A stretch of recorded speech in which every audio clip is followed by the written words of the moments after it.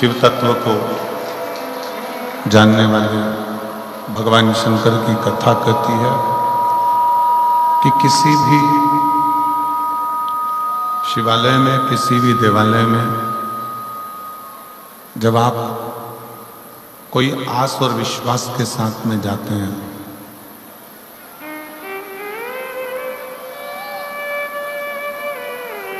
जब किसी शिवालय में, देवालय में आप पूर्ण भरोसे के साथ में, विश्वास के साथ में जाते हैं तो वो भरोसा आपका शिव पूर्ण जरूर करते हैं।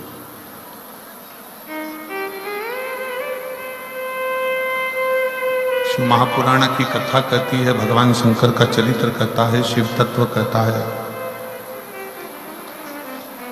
कि शिव मंदिर में केवल एक लोटा जल ही नहीं जाता,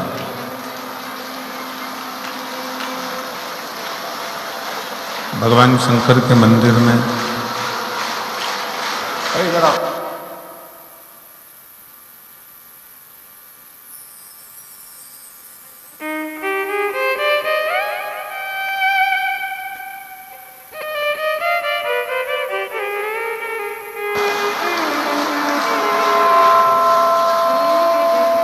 भगवान शिव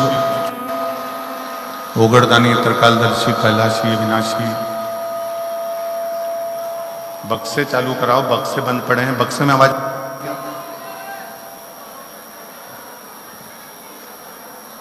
बक्सों में आवाज नहीं आ रही, बक्से चालू करो ना। भगवान शिव जो संपूर्ण विश्व का कल्याण करने वाले हैं, संपूर्ण जगत का उद्धार करने वाले हैं, ऐसे देवाधिदेव महादेव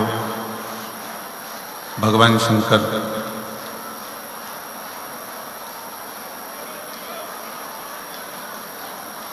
जिनके मंदिर में केवल एक लोटा जल लेकर भी अगर हम पहुंचते हैं, जिनके शिवालय में मात्र एक लोटा जल लेकर भी अगर हम भगवान को चढ़ाने के लिए जा रहे हैं तो भगवान शिव, भगवान शंकर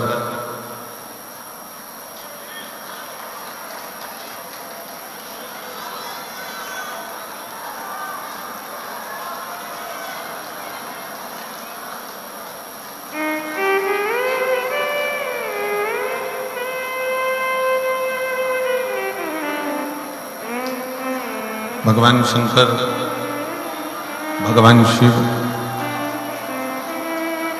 किसी न किसी रूप में संपूर्ण जीव का कल्याण करने के लिए अग्रणी रहते हैं और शिव की कृपा, करुणा, उनकी उदारता, उनकी दया, जब हम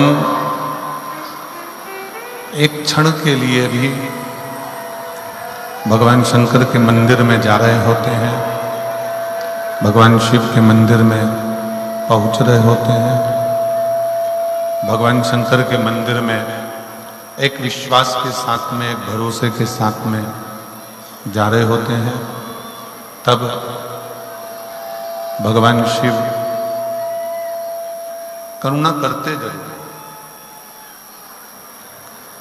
और तेरी कृपा बिना ना हिले एक भी अणु, लेते हैं श्वास तेरी कृपा से तनु तनु। बखान क्या करूं राखों के ढेर का, चपटी भभूत में खजाना कुबेर का। हे गंगाधर मुक्ति द्वार ओंकार तू भोले ओंकार तू आयुष शरण तिहारी शंभो तार तू बखान क्या करूं मैं राखो के ढेर का चपटी भगवत में खजाना कुबेर का हे गंगाधर मुक्ति द्वार ओंकार तू भोले ओंकार तू आयो शरण तिहारी शंभो तार तू। जब हम किसी न किसी रूप में भगवान शिव की शरणागति ग्रहण करते हैं, शंकर भगवान के मंदिर में भगवान शंकर की चरणों में जब हम पहुंचते हैं और कुछ भी ना कहें, केवल एक लोटा जल लेकर शंकर भगवान के मंदिर तक पहुंचे, केवल एक लोटा जल लेकर शिवालय तक पहुंचे और उस शिवालय में जाकर आप कुछ भी ना कहेंगे तो भी आपके एक लोटा जल से, आपके दिए हुए एक लोटा जल से भगवान शंकर ये समझ जाते हैं कि इस जीव को चाहिए क्या और क्यों आया, क्या चाहता है। आप कुछ दें ना दें, भगवान शंकर की कथा, भगवान शंकर का चरित्र, शिव महापुराण शिव की शरणागति करना बताते हैं।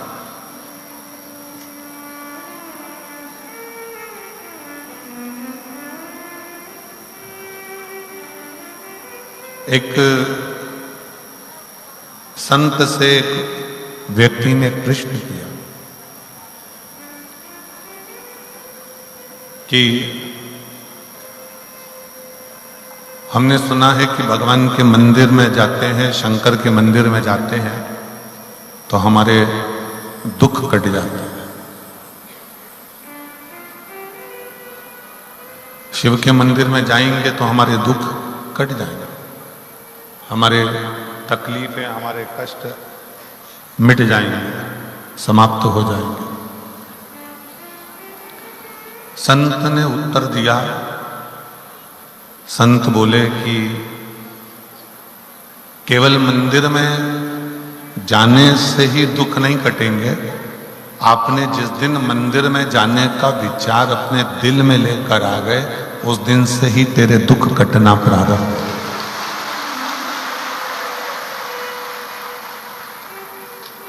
जिस दिन आपके मन में एक लोटा जल चढ़ाने का भाव प्रकट हो गया, जिस दिन आपके मन में शंकर जी को एक लोटा जल देने का भाव प्रकट हो गया, समझ लें कि उस दिन आपके स्वयं के जीवन के सारे दुख, तकलीफें, कष्ट कटना प्रारंभ हो। हम संसार की बातों में, संसार के लोगों में, संसार की व्यथाओं में इतने डूबे रहते हैं कि भगवान की शरणागति तक हम ग्रहण नहीं कर पाते।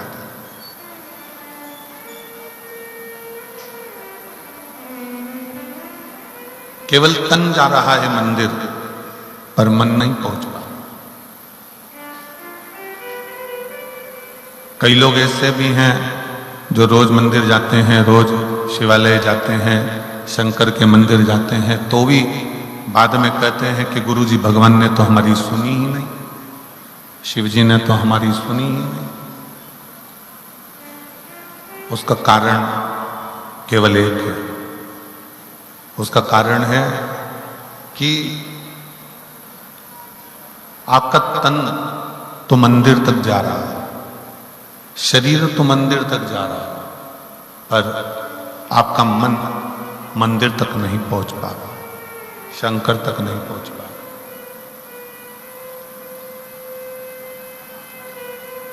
शिव महापुराण की कथा कहती है कि सती मैया का जब शरीर, माता सती का जब शरीर दक्ष प्रजापति के यज्ञ में जल रहा था,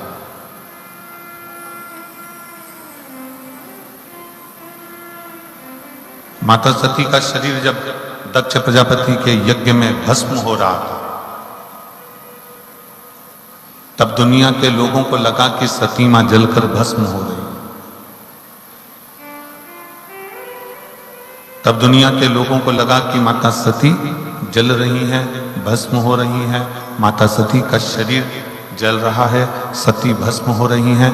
पर शिव महापुराण की कथा कहती है कि ये जो बाहर की खोल है सती जी के शरीर का, जो एक कक्ष बना हुआ है, ये शरीर जल रहा था, पर सती ने अपने मन को भगवान शंकर की शरणागति में छोड़ दिया था, तो वो मन सती का पवित्र की पवित्र आनंद में बना।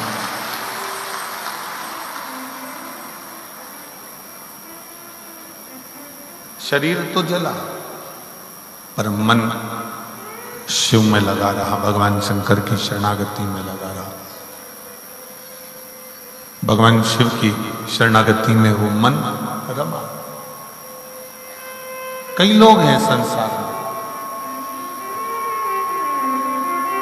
हमारे बीच में वंडे बाबा पहुंचे हैं, एक बार जोरदार ताली बजाकर साधुवाद।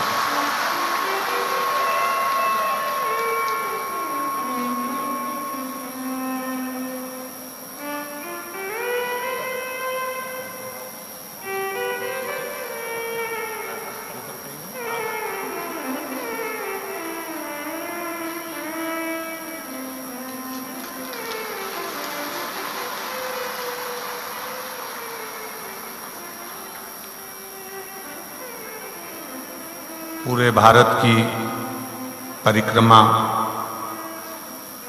24 घंटे चलती है, ऐसे वंडे बाबा हमारे बीच में विराजमान हैं और 24 घंटे से ज़्यादा कहीं रुकते नहीं, और वहाँ से फिर दूसरे देश से तीसरे देश, तीसरे देश से चौथे देश, चौथे देश से पांचवें देश, ऐसे 24 घंटे भ्रमण और भजन। ये शिव तत्व आपके अंतर्गत है। एक बार जोरदार ताली बजाकर। और गोपाल जी, ना कोई पृथ्वी पर कोई बैंक में अकाउंट है, ना पृथ्वी पर कोई झोपड़ा है, ना पृथ्वी पर कोई मकान है, और ना पृथ्वी पर कोई घर है, ना आश्रम है, और 24 घंटे भ्रमण पर रहते हैं। और शिव की बड़ी कृपा है, शंकर भगवान की बड़ी दया है। एक बार जोरदार ताली बजाकर साथ।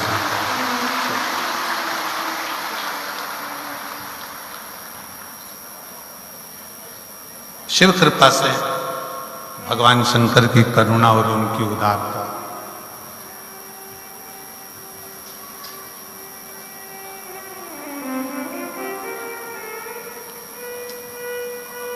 शिव महापुराण की कथा कहती है कि शरीर अगर मंदिर तक जा रहा है, शरीर अगर मंदिर तक पहुंच रहा, तो इस शरीर से पहले आपका मन मंदिर तक जाना चाहिए। आपका दिल, आपका हृदय शिव तक पहुंचना चाहिए।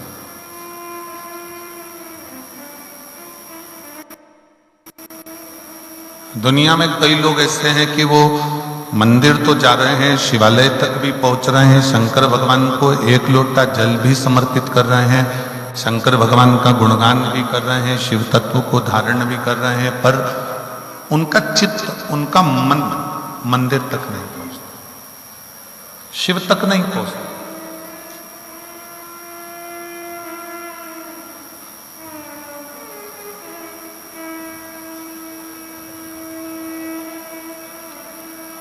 और वो मन जिस दिन आपका शंकर तक पहुंच जाए, वो मन जिस दिन आपका शिव तक पहुंच जाए, उस दिन समझ लेना कि फिर तन मंदिर तक जाए या ना जाए, शंकर मंदिर छोड़कर तुम्हारे दरवाजे तक जरूर आए। शिव तुम्हारे दरवाजे तक जरूर पहुंचे, शंकर भगवान तुम्हारी चौखट तक जरूर पहुंचेंगे। ये बक्से नहीं चल रहा, कोई भी आके सुनो।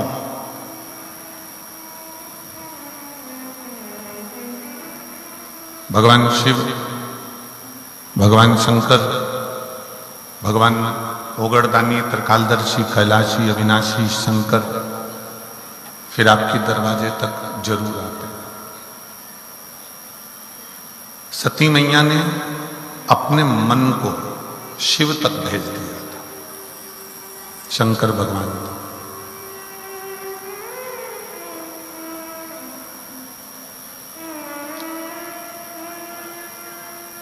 आप जितने लोग बाहर बैठकर कथा सुन रहे हैं, जितने लोग पंडालों में भरे पड़े हुए हैं,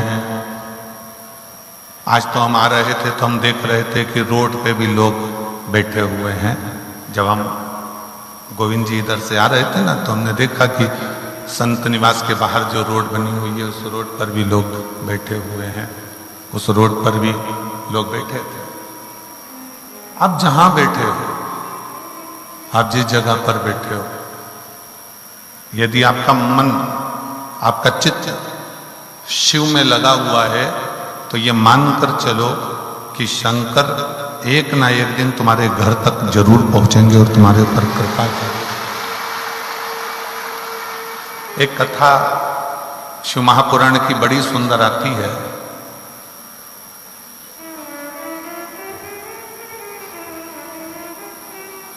कि मनु शत्रुपा के दो पुत्र हुए, उत्तानपाद और त्रिवट।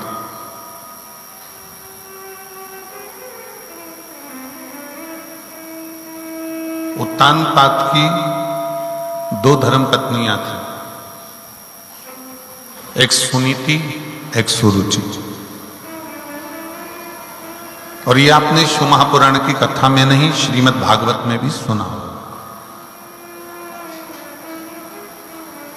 कि उत्तानपाद की दो पत्नियां हैं, एक सुनीति है, एक सुरुचि। दो है।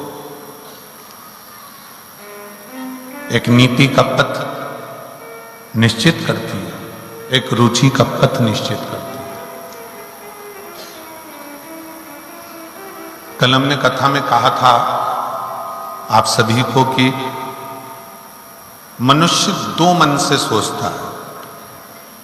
एक मन से ये सोचता है कि मैं ये खाऊं कि ना खाऊं, दूसरा मन कहता है कि ये करूं कि ना करूं।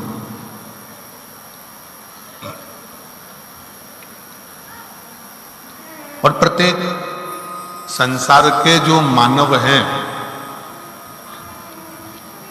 प्रत्येक मनुष्य की जो देह है, उसमें दो मन चलते हैं, दो मन चलते हैं। अब उत्तानपाद की दो धर्म पत्नी है, एक सुनीति है, एक सुरुचि। एक नीति का पथ निश्चित कर रही है, दूसरी रुचि का पथ निश्चित कर रही है। और नीति जो होती है ना, वो एक ना एक दिन आपको अपने लक्ष्य तक पहुंचा देती है। सुनीति जो होती है वो अपने लक्ष्य तक आपको भेज देती है, पर सुरुचि आपको लक्ष्य तक नहीं भेजेगी। सुरुचि आपको अपने पथ से, अपने मार्ग से हटाने का प्रयास करती है। आपको अपने पथ से हटाने का प्रयास करती है, अपने मार्ग से हटाने का प्रयास करती है। इसलिए निवेदन है कि नीति के पथ पर चलोगे तो एक दिन अपनी मंजिल तक जरूर पहुंचोगे। पर यदि हम आज के जमाने के फैशन में, आज के जमाने की रुचियों में, आज के जमाने के जो रहो, हम बिल्कुल मना नहीं करते कि आज के जमाने में मत रहो। तुम जो पहनना चाहे, अपने वस्त्र, अपने आभूषण, अपने रतन, अपने माणिक, अपने मोती, अपना अंबारियां, अपना घर, अपना बंगला, अपनी जायदाद, अपनी दुकान, अपना व्यापार, जिस लेवल तक आप पहुंचाना चाहते हो उस लेवल तक पहुंचो। हम आपको मना नहीं करेंगे, आज के युग के फैशन से भी रहना है तो रहो, हम मना नहीं करें, पर इतना याद रखना कि उस फैशन में रहने के चक्कर में कहीं अपने घर का संस्कार समाप्त ना हो जाए, बस इतना ध्यान।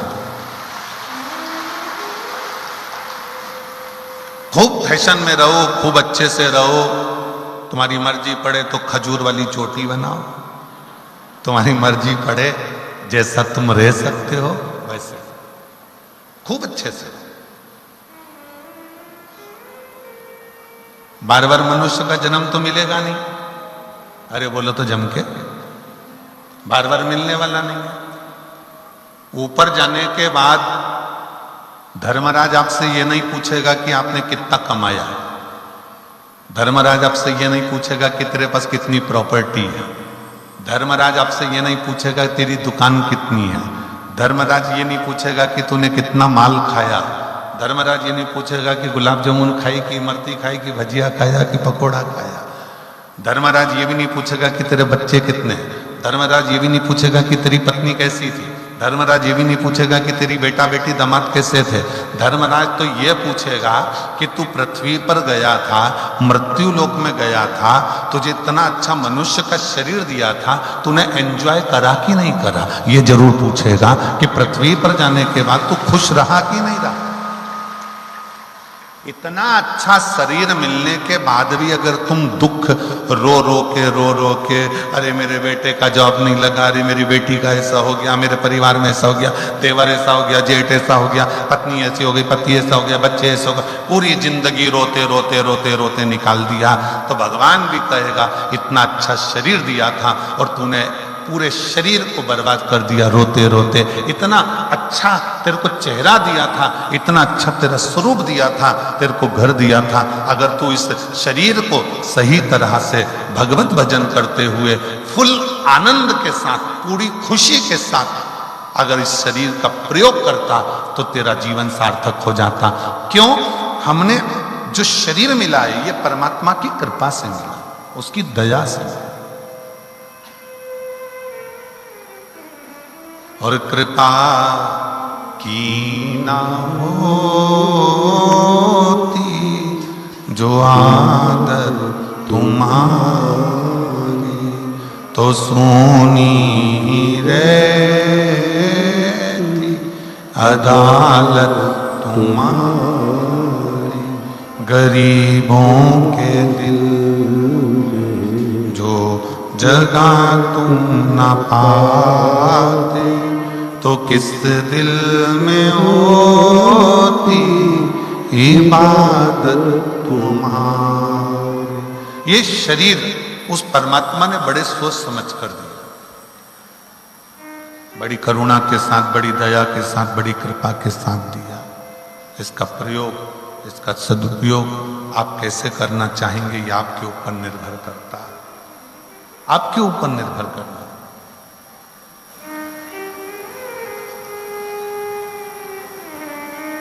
जिस समय पर कामदेव जलकर भस्म हुए थे, शंकर भगवान का तीसरा नेत्र खुला और उसमें से एक ज्योति निकली, एक प्रकाश निकला।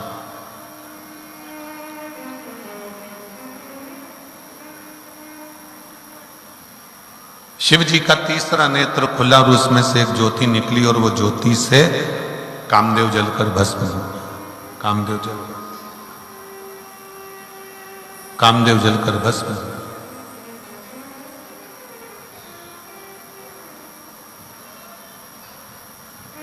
वो ज्योति वापिस शिव के नेत्र से शिव में समा गई, वापिस पुनः।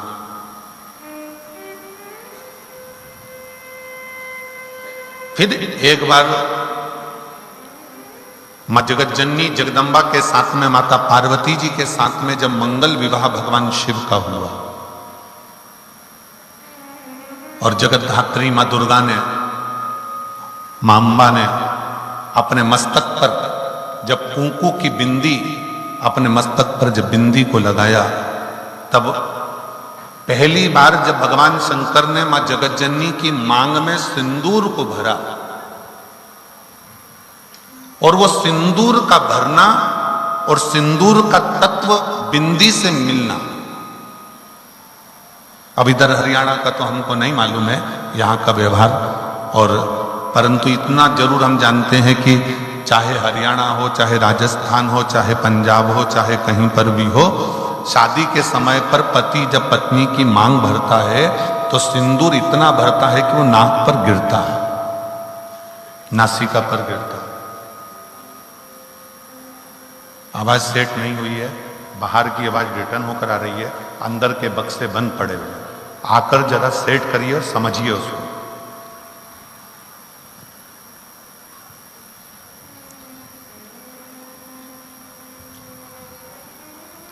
शिव तत्व कह रहा है, भगवान शंकर का चरित्र कह रहा है, शिव महापुराण की कथा कह रही है। बिंदी और मांग का सिंदूर, इन दोनों का मिलन हो रहा है,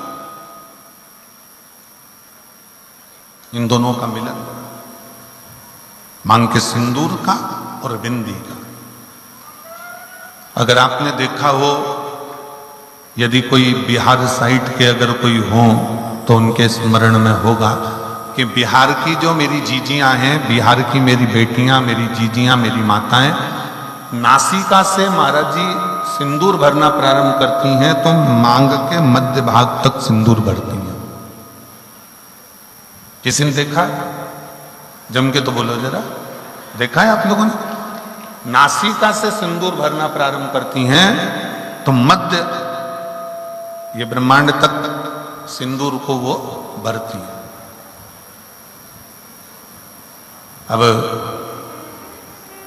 आपके स्मरण में रहे तो भगवान शंकर ने कामदेव को भस्म किया, एक ज्योति से, एक प्रकाश से कामदेव जलकर भस्म हुआ। और कामदेव जब जलकर भस्म हो गए, कामदेव जब भस्म हो जाते हैं, भस्म होने के बाद कामदेव की साक्षी में जो ज्योति शंकर भगवान के नेत्र से निकली है, जो ज्योति निकली, जो प्रकाश निकला, जो ज्योति निकली, वो वापिस शिव में ही समा गई।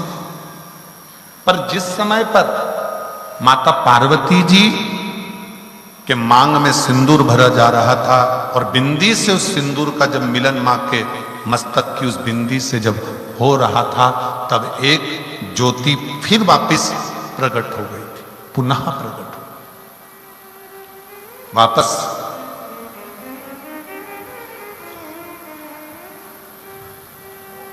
फिर ज्योति वापस जगतजननी जगदम्बा की मूल बिंदी में समाहित हो गई पुनः।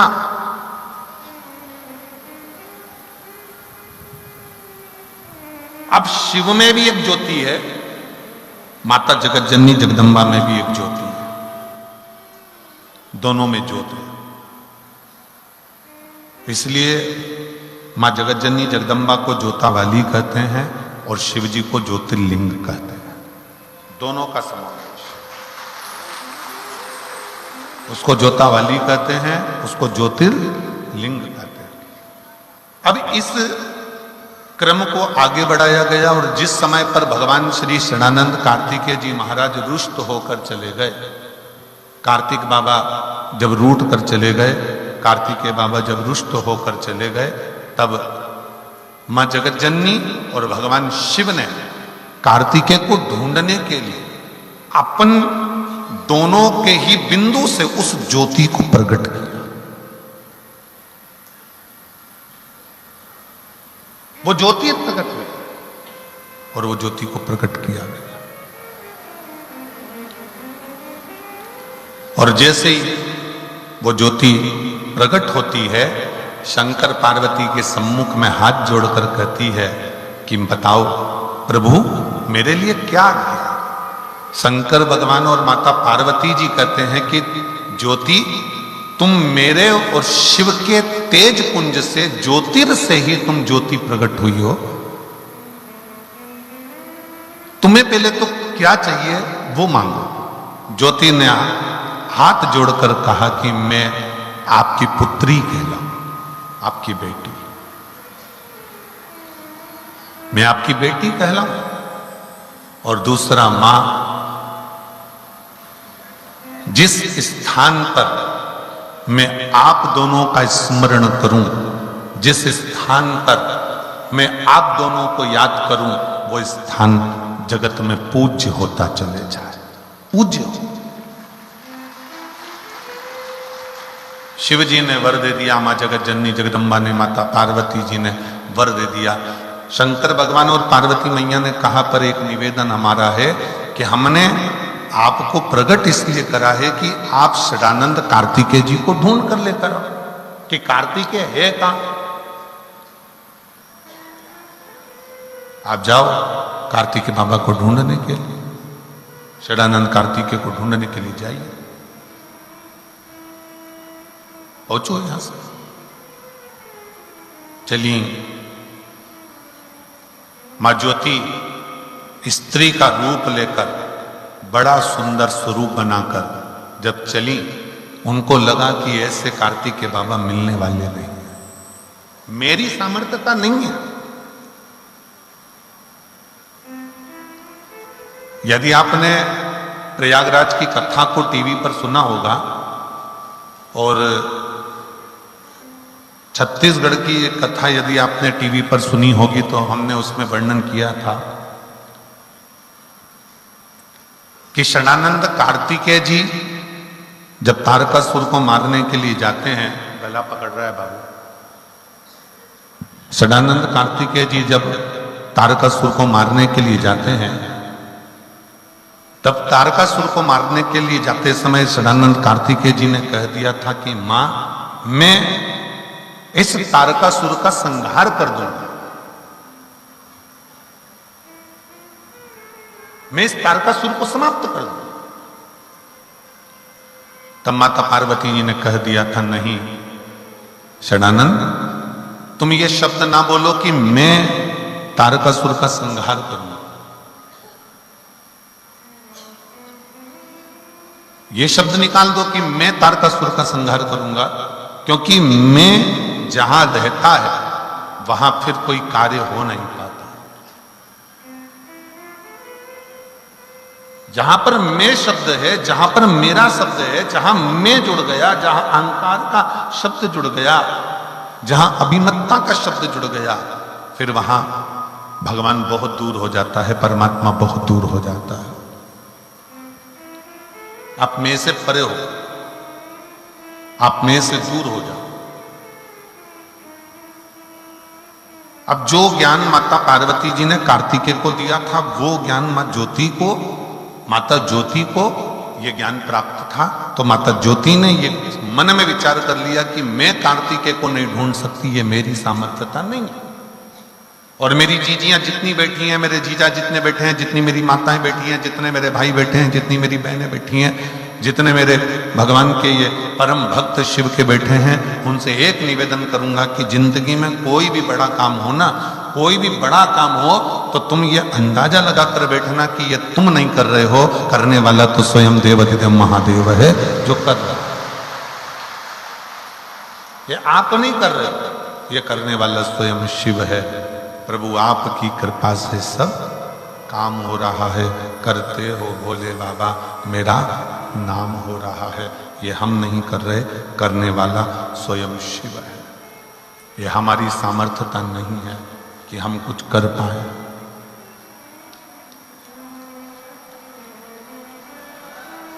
यह हमारी सामर्थ्यता नहीं है कि हम कुछ कर सकें। यह हमारी सामर्थ्यता नहीं है कि हम कुछ कर सकेंगे। शिव पर आश्रित होकर, भगवान शंकर के प्रति समर्पित होकर आप ये भाव प्रकट करें कि आप कुछ नहीं कर रहे हैं, करने वाला तो मेरा शिव है। और प्रभु आपकी कृपा से सब काम हो रहा है। एक जनी इधर आओ, पहले इधर आओ।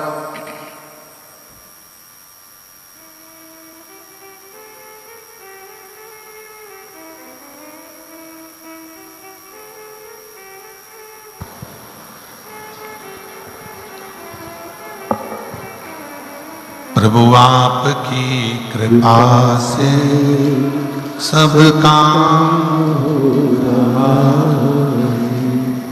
करते हो मेरे बाबा, मेरा नाम हो रहा है।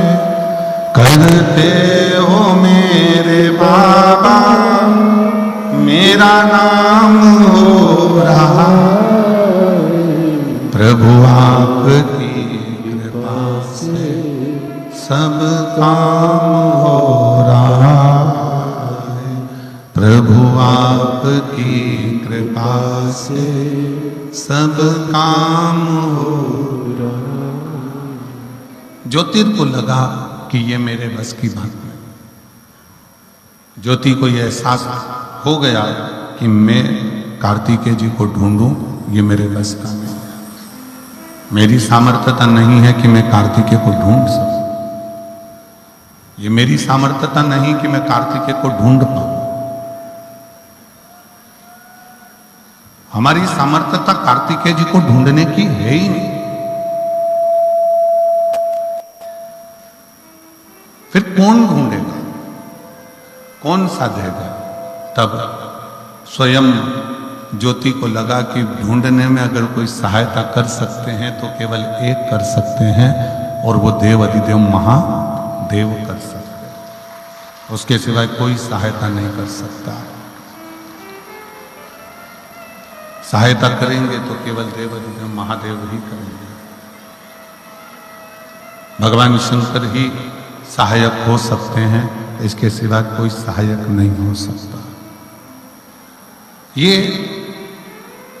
ज्योति के मन में ये भाव प्रकट हो गया। ज्योति के मन में ये भाव प्रकट हो गया कि कोई सहायता करे ना करे, कोई सहायक हो ना हो, पर केवल एक देव अधिदेव महादेव एक ऐसे हैं जो सहायक बन सकते हैं। और जो शिव महापुराण की कथा कर रही है, जो ज्योति ने ये विचार करा कि सहायक केवल देव अधिदेव महादेव हो सकते हैं, शंकर केवल सहायक हो सकते हैं, ये विचार अपने अंदर भी प्रकट कर।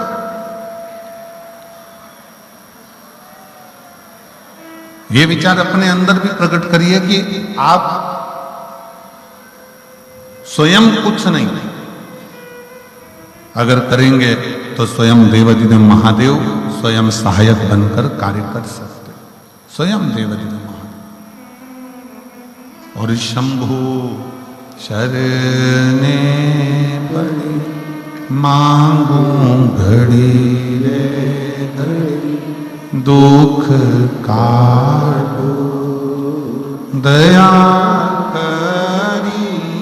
दर्शन हो। शंभु शरणे पड़ी मांगू घड़ी रे घड़ी, दुख काटो दया करीन दर्शन आपो, दया करीन दर्शन। शिव कथा कह रही है, शिव ही सब कुछ कर सकते हैं। ये अपने अंदर एक भाव प्रकट कर लीजिए, अपने अंदर ये भाव को प्रकट कर। हम तो यहां तक कहेंगे, सुबह जब दुकान खोलो, सुबह जब फैक्ट्री पर जाओ, दुकान खोलो, या किसी कार्य के लिए आप जा रहे हो, या किसी कार्य को करने के लिए जा रहे हो, या किसी कार्य के लिए आप पहुंच रहे हो, तो सबसे पहला काम करो कि शंकर भगवान से घर से निकलते समय शिव जी से प्रार्थना कर कर जाया करो कि आपकी दुकान पर आप चलिए और उस दुकान को चलाइए और बैठकर सेठ के रूप में कार्य करो।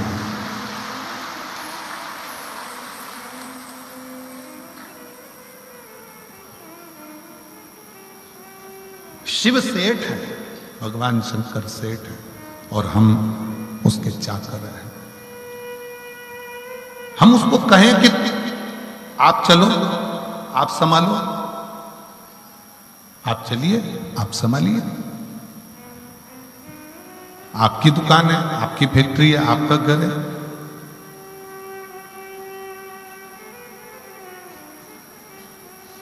शिव कथा कह रही है, भगवान शंकर का चरित्र कर रहा। ज्योति के मन में ये भाव प्रकट हो गया कि ये कार्तिकेय जी को मैं नहीं ढूंढ सकता, मेरी सामर्थ्यता नहीं है कि मैं कार्तिकेय बाबा को ढूंढ सकूं।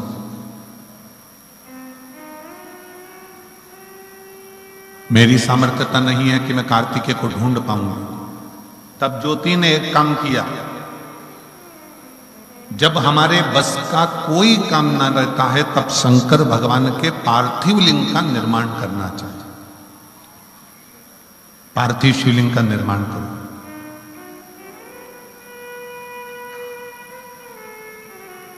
जब कोई रास्ता ना सूझे, जब कोई मार्ग ना सूझे, जब कोई पथ ना मिल पाए, तब फिर पार्थिव लिंग का निर्माण। और बहुत सावधानी से मेरी जीजियों से एक पत्र है, देखिए,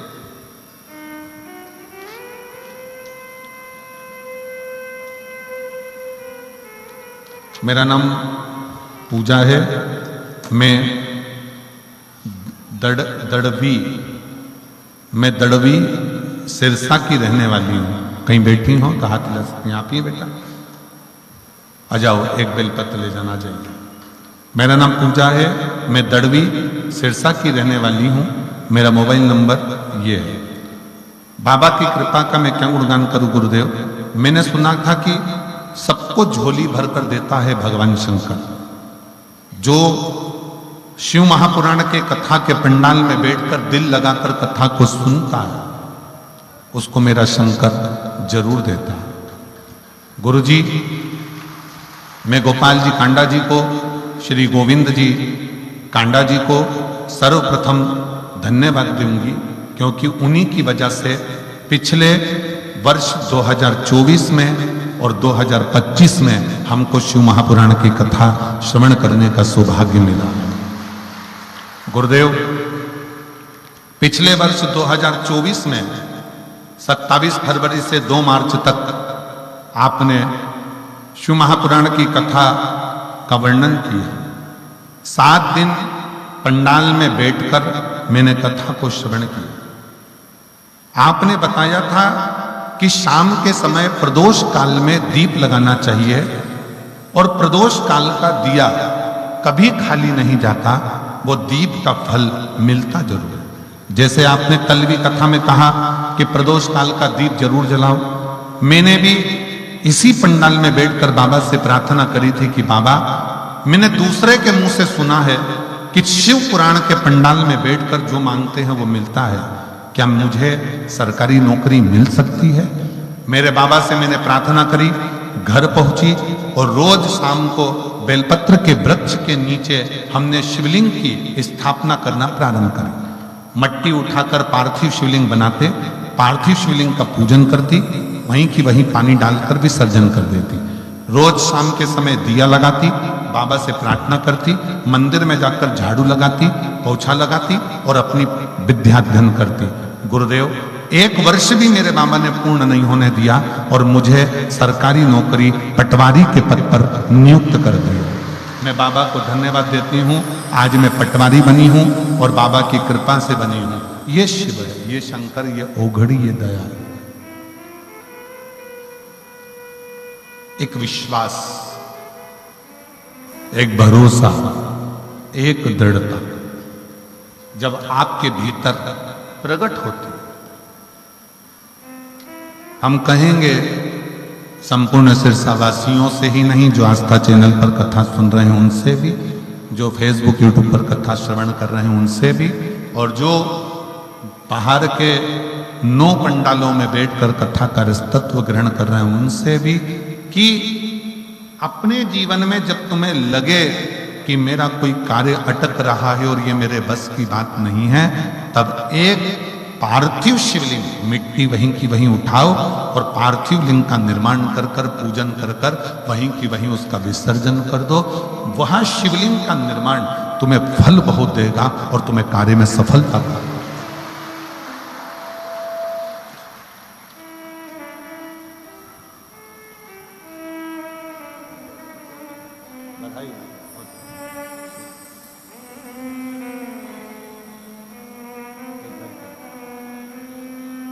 बेटी को बधाई दो, पटवारी बनी है और बहुत बहुत साधुवाद है।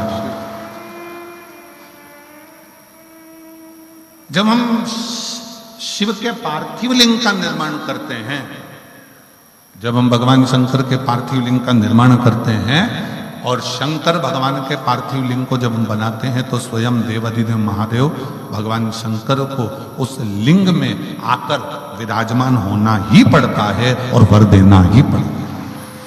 पार्थिव लिंग के निर्माण का इतना महत्व है कि पार्थिव लिंग का निर्माण किसने नहीं किया।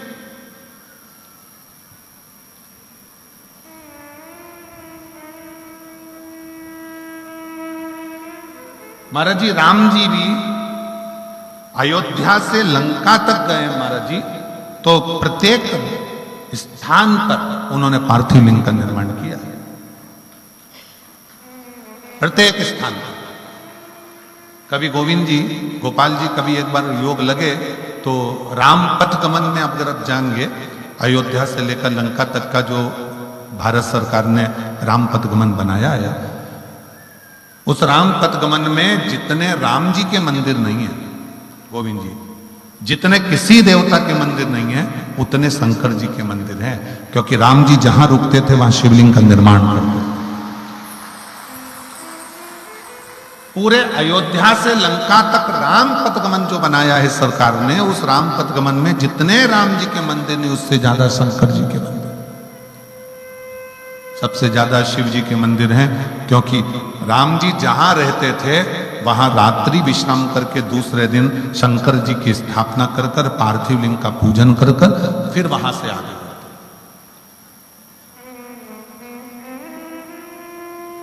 और महाराज जी कितना सुंदर वर्णन है, राम जी पार्थिव लिंग का पूजन कर रहे हैं, भगवान कृष्ण आए, उन्होंने भी पार्थिव लिंग का पूजन कर। भगवान कृष्ण ने, जब भगवान कृष्ण की 16,108 रानियों से जब संतान की प्राप्ति नहीं हुई तो गर्गाचार्य बाबा को द्वारका में बुलाया गया और गर्गाचार्य बाबा से प्रार्थना करी गई, गुरुदेव आप बताओ कि हमारे घर में संतान नहीं है, औलाद नहीं है, संतान की प्राप्ति कैसे हो। गर्गाचार्य बाबा जी ने कहा कि तुम्हारी एक एक रानी के साथ 11-11 दिन तक बैठकर शिव जी के पार्थिव लिंग का पूजन करो। 16,108 रानियों के साथ, एक एक रानी के साथ 11-11 दिन तक शंकर भगवान के पार्थिव लिंग का पूजन करा। शंकर भगवान प्रकट हो गए और शिव जी ने वर दे दिया कि सुनो, हे द्वारका के नाथ, तुम्हारी एक एक रानी के साथ तुमने 11 दिन तक मेरा पार्थिव लिंग पूजन बनाकर पूजन करी है, इसलिए तुम्हारी एक एक रानी को 11 संतान होगी और लाखों में उसकी गिनती, लाखों में उसकी गिनती।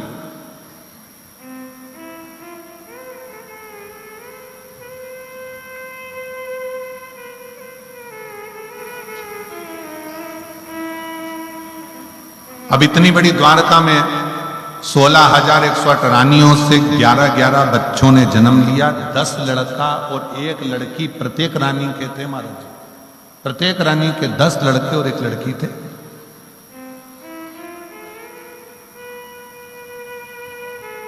और 16,108 रानियों के यहां तो कोई कहे कि पार्थिव लिंग का पूजन किसने नहीं किया। सूर्य देवता के जब पुत्र, भगवान सूर्य नारायण के बेटे जब यमराज मर गए, सूर्य नारायण भगवान के बेटे जब यमराज के प्राण चले गए, तब सूर्य नारायण भगवान ने भी पार्थिव लिंग का पूजन करा, जो आज भी प्रयागराज की भूमि पर वो शिवलिंग विराजमान है। चंद्रदेव को काया का रोग हो गया, दक्ष प्रजापति ने श्राप दे दिया तेरी काया खराब होगी। चंद्रदेव ने सोमनाथ जी के रूप में पार्थिव शिवलिंग का पूजन करा। कोई एक भगवान विष्णु जी के पास में से, भगवान नारायण के यहां से, जब लक्ष्मी जी ने भगवान नारायण को श्राप दे दिया, लक्ष्मी जी श्रृंगार करी थी और भगवान विष्णु हंस दिए। जैसे ही भगवान नारायण हंसे, लक्ष्मी जी को क्रोध आ गया कि आप मेरा सुंदर स्वरूप देखकर, मुझे देखकर घोड़े की तरह हंसे हो। मैं तुम्हें श्राप देती हूं नारायण, तुम्हारा सिर कटेगा। और तुम्हें घोड़े का मुंह लगेगा।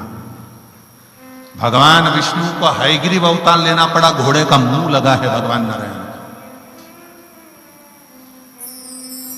तब भगवान नारायण ने भी पार्थिव शिवलिंग का पूजन किया।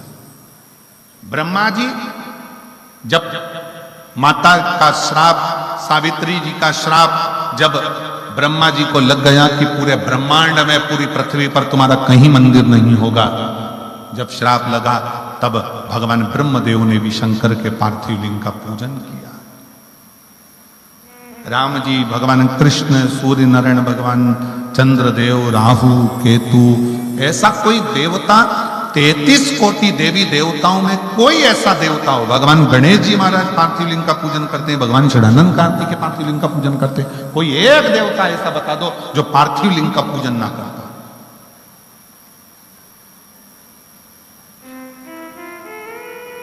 पार्थिव लिंग का पूजन का फल बहुत है हमारा, बहुत फल है।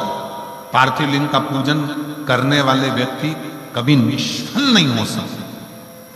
और हम तो निवेदन करेंगे, जरूरी नहीं कि मिट्टी लेके घर के अंदर आओ, थाली में शिवलिंग बनाओ, तब जाकर तुम पूजन करोगे। तुम तो पूजन का चोपड़ा, क्या बोलते हैं यहाँ पर, पूजन का डब्बा, चोपड़ा क्या बोलते हैं, पूजन का डब्बा, जिसमें तुम्हारा पूजन का सामान रखा रहता है, उसको लेकर तुम अपने घर के बाहर छोटा सा जो गमला हो, जो भी गमला हो तुम्हारे यहाँ, जिस चीज का गमला, उस गमले में ही तुमने वहीं पर मिट्टी को उठाकर, थोड़ा सा मिट्टी को उठाकर उसका शिवलिंग बना लिया, वहीं पर जलाधारी बना ली, वहीं पर बैठकर उसकी पूजन कर ली, पूजन कर कर वहीं पर एक लोटा जल लेकर उसी का विसर्जन वहीं की वहीं कर दिया।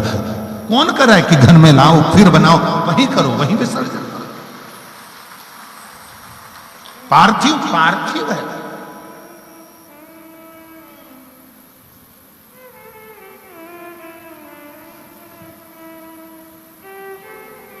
साल में एक बार सावन के महीने में, सावन की शिवरात्रि पर हम भी ऑनलाइन सभी जगह पर शिवलिंग का निर्माण करवाते हैं। आप लोग करते हो उस समय पर? जम के तो बोलो जरा, करना चाहिए।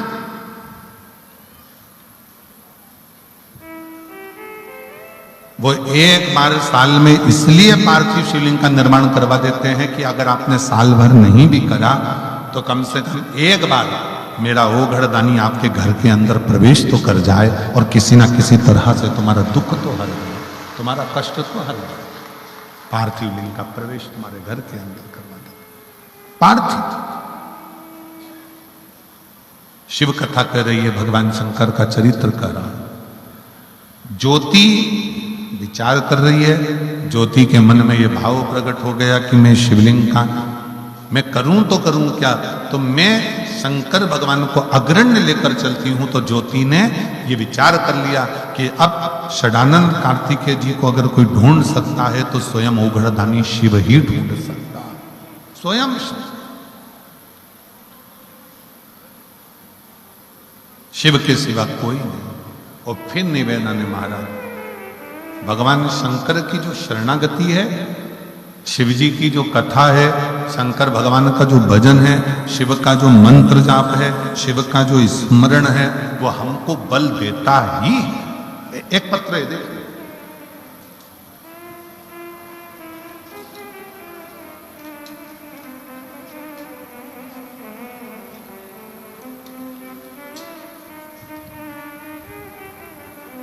रेखा सोनी, पति श्री दिनेश कुमार सोनी ने सैनी, रेखा सैनी, श्री पति श्री दिनेश कुमार सैनी। कहीं बैठे हो तो हाथ हिला सकते हैं, आप ही हैं, आ जाओ, आ जाइए, दोनों आ जाओ। रेखा सैनी, पति श्री दिनेश कुमार सैनी, शाहपुर बेगू दानी सावनपुरा सिरसा, हरियाणा के रहवासी हैं। मेरा मोबाइल नंबर ये है। मैं मासिक शिवरात्रि के फल का गुणगान करना चाहती हूँ। गुरुदेव, मेरी बेटी प्रियंका 4 साल से मेडिकल की तैयारी कर रही थी। उसने एक बार एग्जाम दिया, दूसरी बार एग्जाम दिया, पर रह गई। तब मैंने अपनी बेटी से कहा कि तू हर महीने शिवरात्रि पर पार्थिव शिवलिंग का निर्माण कराकर और पार्थिव लिंग का निर्माण कर कर उसका पूजन कराकर मेरी बेटी ने मेरे कहने पर पार्थिव लिंग निर्माण करा और पूजन करा। आपने कहा था जिस समय एग्जाम देने जाए पूरी मेहनत करना, रात दिन एक करना, अपनी लगन पूरी करना और आखिरी में बेलपत्री पर शहद लगाकर शिवजी पर चढ़ाकर फिर बाबा के एग्जाम देने के लिए जाना। वही की वही करा और बाबा की कृपा से मेरी बेटी का अच्छा रैंक आया और आज बाबा की कृपा से मैं बाबा को यहाँ दंडवत करने के लिए आई हूँ कि मेरी बेटी का सिलेक्शन भटिंडा एम्स में ऑफिसर नर्स के रूप में हो गया है। मैं बाबा को यहाँ प्रणाम करने के लिए आई हूँ।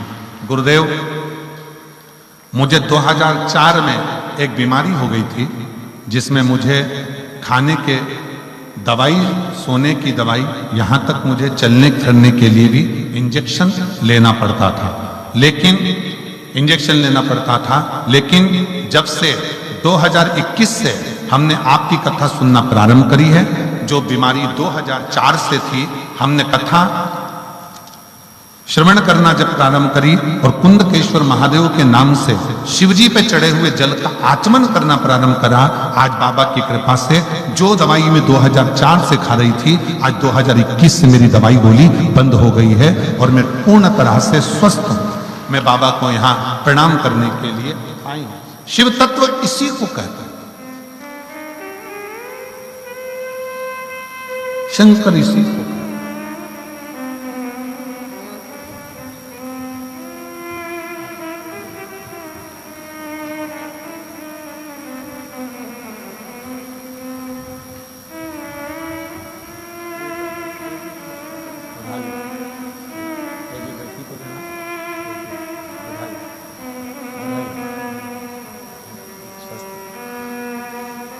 शिव कृपा इसी को कहते हैं। और तेरी कृपा बिना न हिले एक भी अणु, लेते हैं श्वास तेरी कृपा से तनु तनु।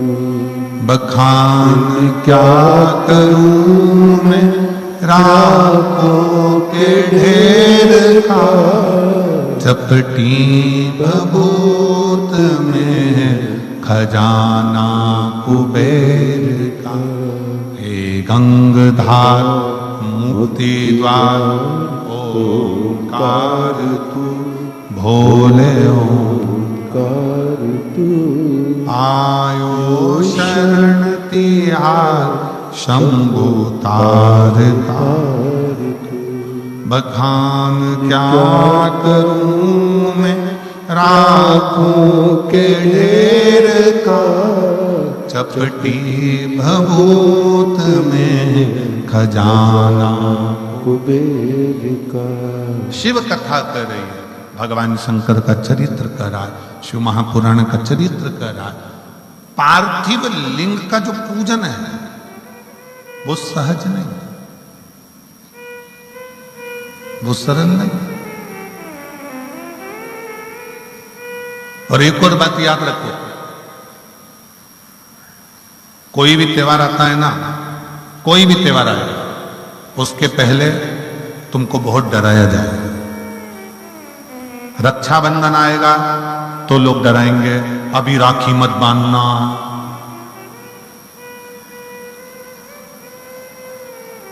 दीपावली आएगी तो पहले से न्यूज पे, सोशल मीडिया पे चला दिया जाएगा, आज दिवाली मत करना, कल करना। और कल से पहले आज मर गए तो। एक सरल बात बताना है, ईमानदारी से विचार करना, जरा थोड़ा सोचिएगा।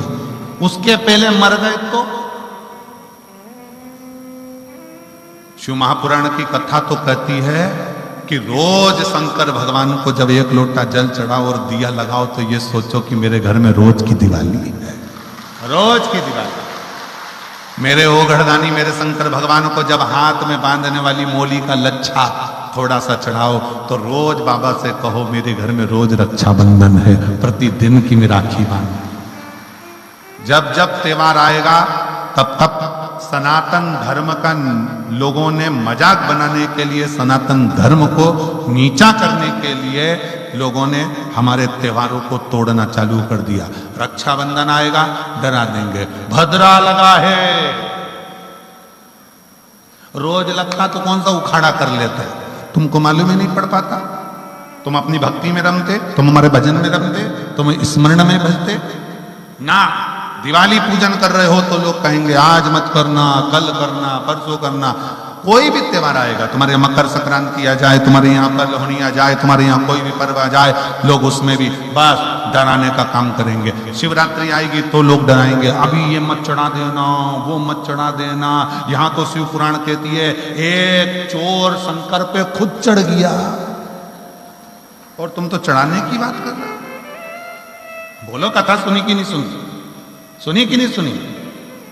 ये कुबेर के पद पर बैठा है, जिसको लोग देवता पूछते हैं कि ये कुबेर जी महाराज है, कुबेर भगवान है, कुबेर भगवान है। कौन है ये? छोटा शंकर जी के मंदिर में चोरी करने गया था, सामान नहीं मिला, तन पे कपड़ा था, उसको निकाल के त्रिशूल में घुमा के दिए में लगा के आग लगा के सामान देख रहा था कि चोरी किस चीज की करूं। शंकर भगवान समझे कि मेरी आरती कर रहा है। शिव जी सोचे आरती कर।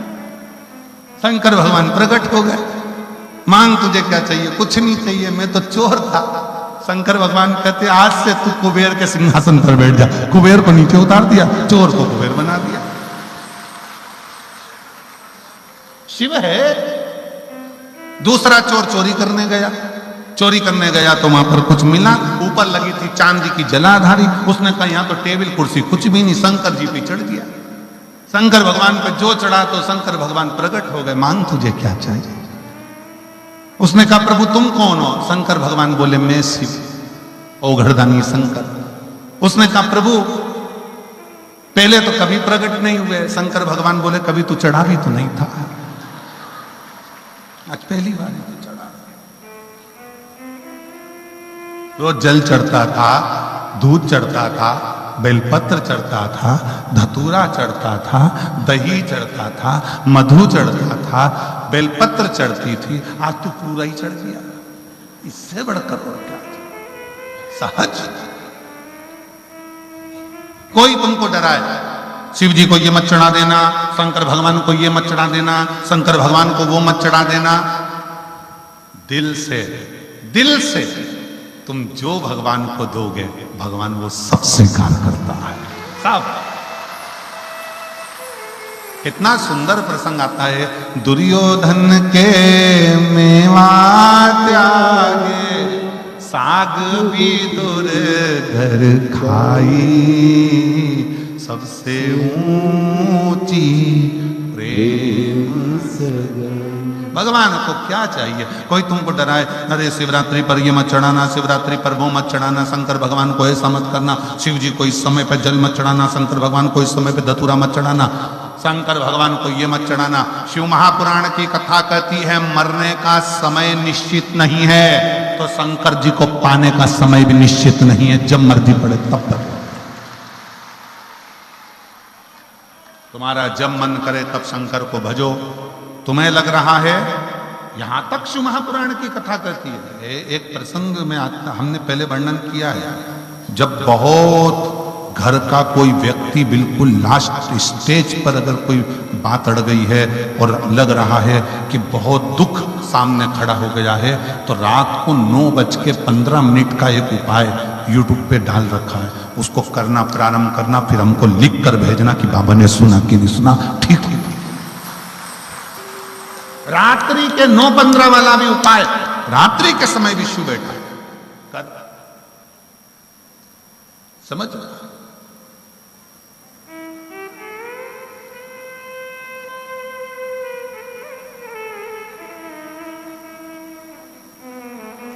यहां जितनी बुजुर्ग माताएं बैठी हैं, 70-80 साल, 60 साल, 65 साल, 75, 80 वाली, और जितने मेरे बुजुर्ग पिता बैठे हैं 70, 75, 72, 65, 70, बच्चे घर में सोते हैं ना तो दरवाजा बंद कर कर सोते हैं, पर बुजुर्ग अपने घर का दरवाजा खोलकर, मेरे खुद का कमरा खुला होना चाहिए, कब बहू आवाज लगाए, कौन बेटा आवाज लगाए, कौन पोता पोती आवाज लगाए। घर की जो माँ होती है ना और घर का जो पिता होता है ना, वो दरवाजा बंद नहीं करता। सारे 33 कोटि देवताओं के मंदिर के दरवाजे बंद हो जाते हैं, पर केवल एक माँ दुर्गा और एक मेरा देव अधिदेव महादेव का दरवाजा कभी बंद नहीं। एक माँ जगत जननी जगदम्बा का दरवाजा कभी बंद नहीं होता। मंदिर को अगर बंद करा जाता है तो इसलिए करते हैं कि वहां सफाई करना हो तो बंद किया जाता है, नहीं तो माँ वैष्णो रानी का, ज्वाला देवी का, कांगड़ा वाली का, चिंतपूर्णी, मनसा, जितनी जितनी मेरी शक्ति पीठ जितनी देवी हैं, इनका दरवाजा केवल सफाई के लिए बंद होता है, नहीं तो 9 दिन नवरात्रे के माँ का दरवाजा 24 घंटे खुला रहता है कि मेरा लाडला आएगा। इसलिए आज भी नियम है, जिसके यहां पर माता रानी की जोत जलती है उसके घर का दरवाजा बंद, अर्थात जिस कक्ष में जोत जली उसका दरवाजा बंद नहीं होता। यहां पर नियम है कि नहीं हमको तो नहीं मालूम, पर हमारे यहां तो ऐसा नियम है कि जोत जली है तो लोग पीठ देकर भी नहीं जाते, मतलब कहीं घर छोड़ के नहीं जाते, घर में कोई ना कोई रहना जरूरी है, क्योंकि जोत लगी है माँ की, जोत लगी है माता की, तो घर के अंदर किसी का। यहां पर ऐसा नियम है कि नहीं हमें नहीं मालूम, पर हमारे उधर का नियम, अगर माँ की जोत लगी है तो उस घर को खाली नहीं छोड़ा जाता, एक ना एक जनी का होना जरूरी है। एक जनी मां रहे, एक जनी मां विराजमान।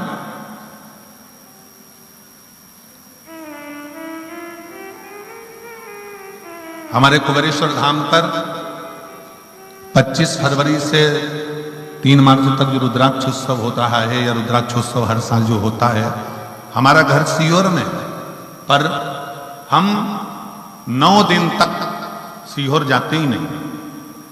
बाबा के धाम में रहना, बाबा के बिछोने पर, जमीन पर, बाबा के जैसे सब शिव भक्त आते हैं अपनी जमीन पर सोते हैं, भजन करते हैं, कंकर शंकर पूजन करते हैं, वैसा कि वैसे ही नियम हम भी 7 दिन 9 दिन तक धारण करते हैं। पहले दिन से लेकर बाद का 1 दिन तक वहीं अपने कक्ष में भूमि का शयन रहना, भजन, कंकर पूजन, स्मरण, संकीर्तन। और ये जो फुलवारी दिख रही है ये उसी कंकर शंकर पूजन की ही फुलवारी है, ये उसी की फुलवारी। और फिर निवेदन करूंगा, जिंदगी में अगर कभी योग लगे तो एक बार कुबेरेश्वर बाबा के धाम में आकर रुद्राक्ष महोत्सव पर एक बार झोली पसार कर फैलाकर बोल कर दे, उसी का। क्यों घबरा? यहां एक महिला बैठी है जिसको रजस्वला धर्म बंद हो गया था, जिसका रजो धर्म बंद हो गया, और डॉक्टर ने कह दिया ये मां नहीं बन सकती कभी। जिसका रजो धर्म ही नहीं आएगा तो वो मां कैसे बन सकता? 2 साल, 3 साल, 4 साल, 5 साल, 6 साल, 7 साल, 8 साल, 9 साल, 10 साल, 11 साल, 12 साल निकालती चली गई, 15 साल, बच्चा नहीं हुआ, क्योंकि रजो धर्म ही नहीं आया। जब रजो धर्म नहीं आएगा तो बच्चा कैसे होगा? इलाज करा कर इसका पत्र है। पूनम शर्मा, मेरे पति का नाम संजय शर्मा, मैं सूर्यनगर हिसार की निवासी हूं, मेरा मोबाइल नंबर ये है। कहीं बैठी हो पूनम जी तो हाथ हिला सकते हैं, आप ही आ जाओ, बेलपत्र ले आ जाओ।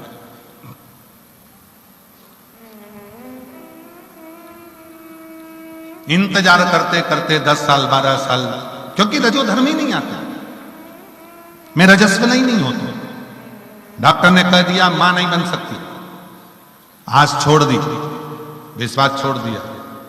फिर 2023 में मेरी ननंद और नंदोई मेरी बहन ने कहा, टीवी पर शिव महापुराण की कथा आती है, वो सीहोर वाला महाराज कहता है तू सुन, हाथ जोड़कर आसन लगाकर टीवी के सामने बैठना, कथा सुन। मैंने कथा सुनी, आपने जो बोला मैंने अपने पति को भी बताया कि सीहोर वाला महाराज कहते हैं कि शंकर के मंदिर में जाकर 1 लोटा जल चढ़ाओ, विनती करो। मेरे पति ने फिर पुनः वापिस मेरा टेस्ट कराया, पर मेरा रजो धर्म ही नहीं आता था, तो बच्चा कहां से होगा? गुरुदेव अब करें तो करें क्या? डॉक्टर ने कह दिया तुम ये बार बार आना बंद करो तो तुम चाहे IVF ही कराओगे तो भी तुम्हें बच्चा नहीं होगा, क्योंकि तुम्हारा रजस्वला धर्म नहीं है। हम दोनों पति पत्नी ने विचार कर लिया कि जब सियोर वाला महाराज इतना छाती ठोक कर कहता है कि इस पंडाल में बैठकर कथा सुनी जाए तो बाबा देता जरूर है। अब एक काम करो, पंडाल में चलते हैं। हम लोग मथुरा के पास कोसी में कथा थी, हम कोसी कला में पंडाल में कथा सुनने के लिए पहुंच गए। पंडाल में रहते, वहां की मिट्टी को गर्भ पे लगा लेते, गर्भ पे लगाकर वापिस आ गए। और आने के बाद हमने दोनों ने मिलकर पशुपति व्रत प्रारंभ करा। पहला पशुपति व्रत निकला, दूसरा पशुपति व्रत निकला, क्योंकि व्रत तो निकलना ही था, क्योंकि रजस्वला तो होती ही नहीं थी। दूसरा पशुपति व्रत निकला और तीसरा व्रत जब आने वाला था उसके एक दिन पहले में रजस्वला हो गई। तीसरे व्रत के एक दिन पहले 12 साल बाद में रजस्वला हो गई। और रजस्वला होने के बाद फिर पुनः मैंने तीसरा व्रत बाद में करा। करने के बाद बाबा की ऐसी कृपा हुई कि मैं 3 महीने के अंदर गर्भ धारण कर ली। और बाबा की कृपा से 9 जुलाई 2024 को मेरे यहाँ पर संतान ने जन्म ले लिया। मैं बाबा को यहाँ प्रणाम करने आई हूँ, पूरी रिपोर्ट लगा रही हूँ। जिसमें डॉक्टर ने कह दिया था कि तुम मां नहीं बन सकती क्योंकि तुम्हें रजो धर्म नहीं आता, मेरे बाबा ने मुझे रजो धर्म भी दिया और मुझे गर्भस्थ भी बनाया और मेरी संतान भी दी। ये शिव। इसमें एक लाइन उसने जो लिखी है बड़ी अच्छी लिखी।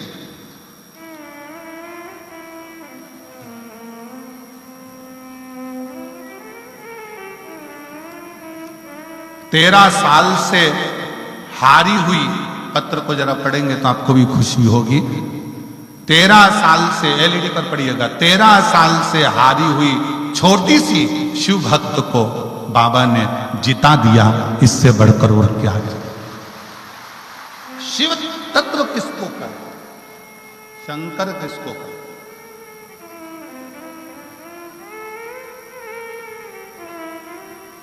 हम फिर कहेंगे दुनिया के लोगों को भले ये शिव पुराण लगती हो कि तारा बाबा की कुटिया में जैसे बहुत कथाएं होती हैं वैसी ही कथा ये हो रही हो, तो इस गलत फहमी में मत रहना कि जो कथाएं होती आई हैं वैसी ये कथा नहीं है।